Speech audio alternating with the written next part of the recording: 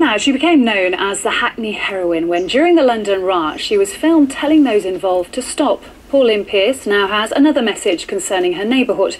She warns that the gentrification of the area is in danger of destroying the community spirit associated with East London. We'll discuss the issue in a moment, but first, here's her story.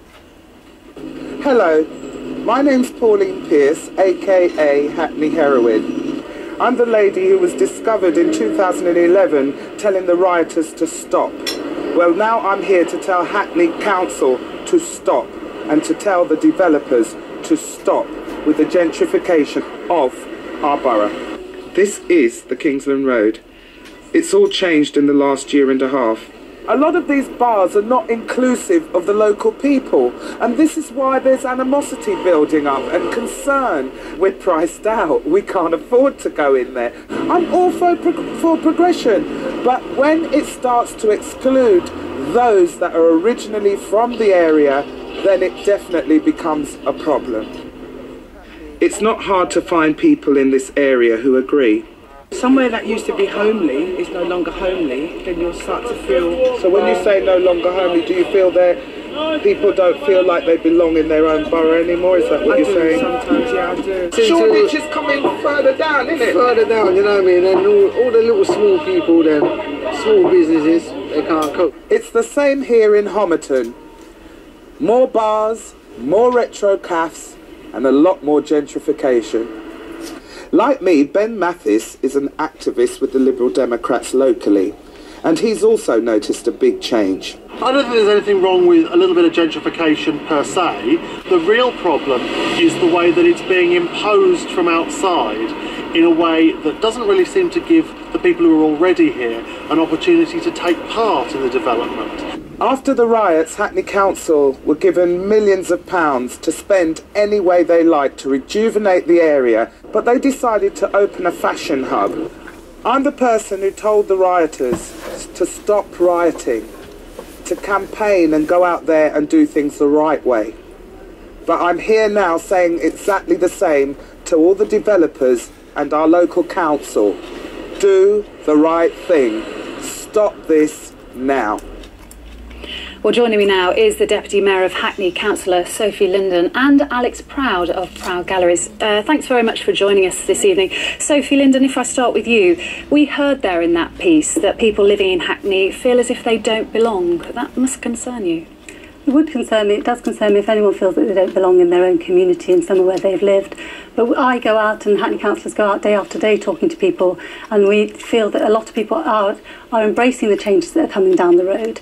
Change is difficult. People are apprehensive of change, but Hackney, if it's going to succeed and progress, and it is succeeding and progressing, it has to manage that change and find the opportunities for young people and for all communities, so that we find jobs and embrace the opportunities that places like the fashion hub that Pauline Pierce mentions. Let me go to Alex Proud. I mean, you run trendy bars and galleries across the country. You're partly to blame for this, aren't you? Well, no, I think in Camden you've seen an area become trendy over the course of 20 years. And I think the way London used to be was areas became trendy or gentrified very gently over a long period of time. I think the problems have come with sort of shortification, as it's been called, or gentrification, is it's happened so fast. Areas have shot from pretty much being real backwaters to being the coolest place in Europe in 2 years. And suddenly you've got a community that feels out of place, house prices going through the roof, and it creates real problems for councils like this. Sophie Linden, what do you say to that? I think there are issues with rapid change, but Hackney's been changing over a number of years. It has made massive improvements, and yes, it is about the different businesses and different types of people coming into the borough, but Hackney's always embraced change and coped with change and found the opportunities from change.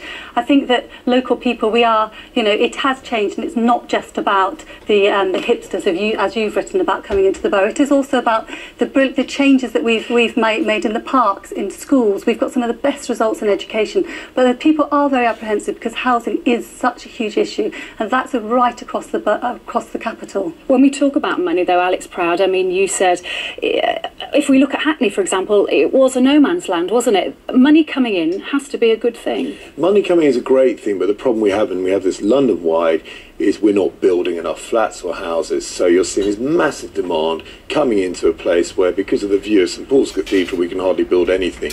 Councils, the mayor and government have to change planning in London. We need to build 200,000-300,000 flats in 5 years. Where I work for Proud Camden, my staff all used to come in via walking, 5 minutes wait. Not a single member of my staff, 60 people, comes any closer than zone 4 or 5 now. They can't afford to live anywhere near me, and it's going to destroy London if we don't sort out housing and cheap accommodation for people really soon. And I think that's the key problem here. Sophie Linden, if I come back to you, Hackney had millions to plough into the area after the riots. The people that took to the streets were the disillusioned young people. Do you really feel you're doing enough for them? Well, there's always more that we can do, but Hackney actually got £2 million from the Regeneration Fund after the riots. It has spent some of that on redoing the road, which saw the worst bits of the riots that took place for a few hours over that evening. It has also pedestrianised a part of a local high street, but it's also used some of that money to add to further investment in a fashion hub, as Pauline Pierce did mention. That fashion hub, when it's finished, will provide about 450 local jobs for local people. But would community centres be better than a fashion hub for these young, disillusioned young Londoners? I think what young people need is aspirations, the skills and the training and the education to enable them to take up those aspirations, and they need the jobs there for them when they finish the training. And that's what the Fashion Hub is about. It's providing the aspiration for new jobs in an exciting area of business, and it gives them the training to do that. And young people have already taken those jobs up. Councillor Sophie Linden and Alex Proud, thank you both for coming in this evening. Thank you. Now, after more than 100 caps for his country, Frank Lampard has announced his retirement from